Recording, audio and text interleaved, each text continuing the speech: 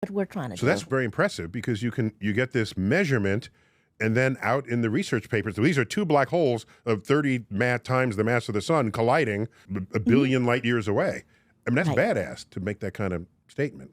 It is. I think that the properties of the black holes are almost, I can't think of too many things that are more badass than that. I agree. I have to tell you why.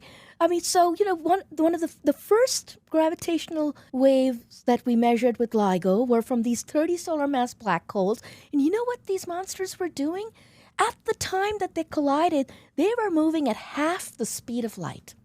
Whoa. Okay.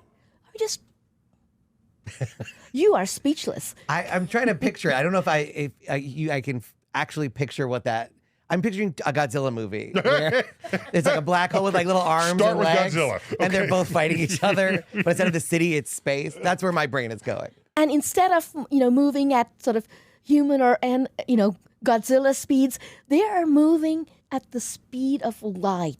The amount of energy it takes to accelerate a little electron in our sort of experiments to the speed of light, and to think we do it with something that's 30 times the mass of our sun. So there's no greater particle accelerator than the universe itself. Indeed. Ooh. Is it making a sound when it happens? No. And the reason is that... But wait a minute. You guys put a soundtrack to that wave.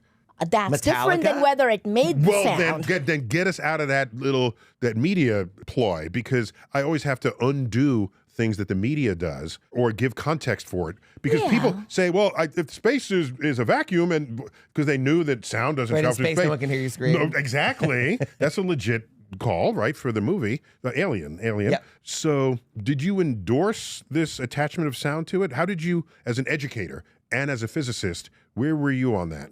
Yeah, so, I think of it as there are many, many phenomena as scientists or as humans and observers that we can't directly observe. Let's take light. So we love to look at pictures of even astronomical objects where they're emitting X-rays. We can't see X-rays, so we color it blue.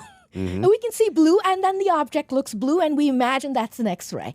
And so when I think about sound, or the sound of these, waves, it's an encoding. It's a way of mapping it onto senses that we do have. Okay. Right? Okay. So that's how, because otherwise... That's fair enough. So, I mean, think about the way that we visualize a cell. We can't just look at a blob of stuff and say that, that's the cell. We've used microscopes, we've used ways of observing, and then we put together a picture. We've enhanced our feeble senses. Exactly.